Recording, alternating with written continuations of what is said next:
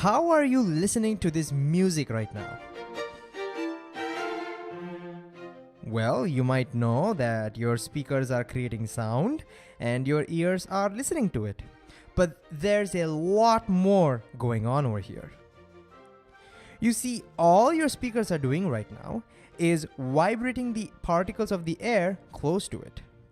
Then they vibrate the air molecules close to them, and so on and so forth.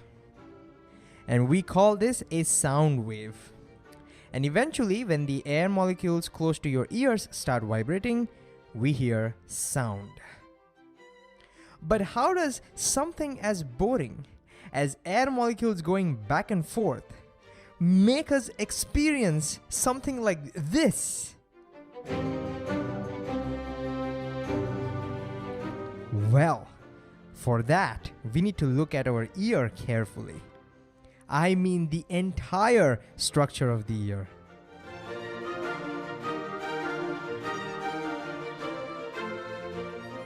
So let's look at how the different parts of the ear work together to make us experience sound. So our ear can be divided into three parts: the outer ear, the middle ear, and the inner ear. The outer ear starts with the pinna. It's the part that you can see and touch, or in my case, the part that my mom would twist quite often. Its job is to collect as much sound waves as possible and channel it into the auditory canal. The sound waves pass through the auditory canal and eventually meet the eardrum, which is shown in green over here. The eardrum is a transparent membrane which is super sensitive to the vibrations of the air. So as the air vibrates, even the eardrum starts vibrating, just like the skin of a drum. And as you can see, the eardrum also separates the outer ear from the middle ear. This brings us to the middle ear. The middle ear consists of the three tiniest bones of the human body, and they're together called the ossicles. And they have pretty cool names. They're called the malleus, the incus, and stapes. And here's the actual picture of these three bones. And because of their shapes, they're also commonly called as the hammer, the anvil, and the stirrup. Stirrup is where you rest your feet when you're riding your horse. Alright, so as the eardrum vibrates, you can see the ossicles also start vibrating, transferring the vibrations from the eardrums to the inner ear. Now their main job is to increase or amplify the pressure of the sound waves when it reaches the inner ear.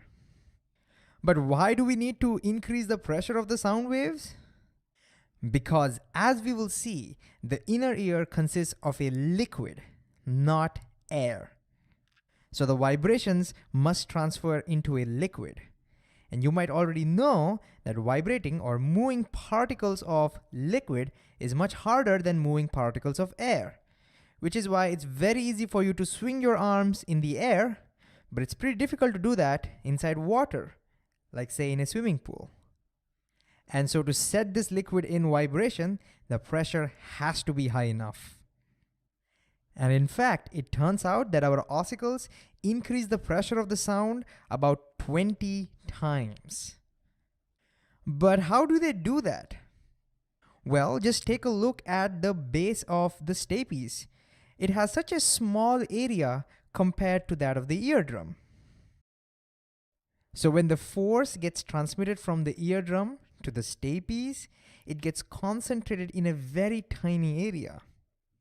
And you might know when you concentrate force in a very tiny area, you increase its pressure.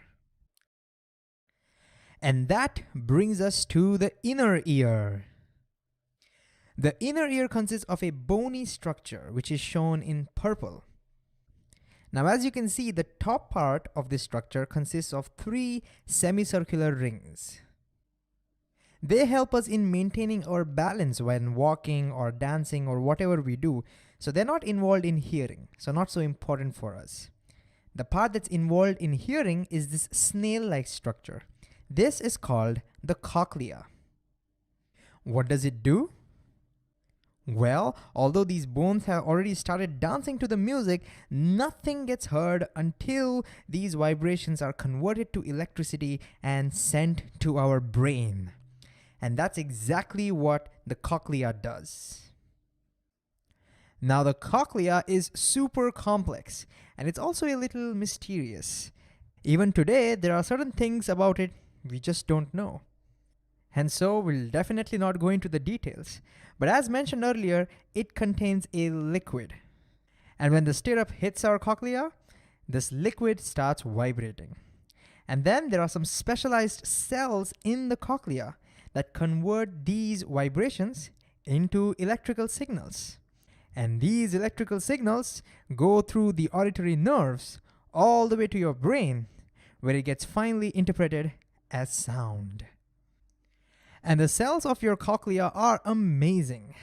The electrical impulses that they generate are super sensitive to how loud the sound is or how feeble the sound is, whether it is high frequency or low frequency.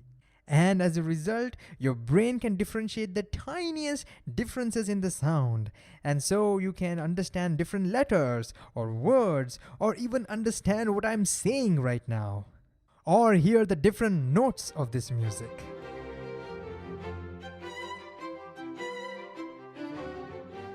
And so, to summarize, the outer ear collects the sound waves through the pinna and directs them to the eardrums.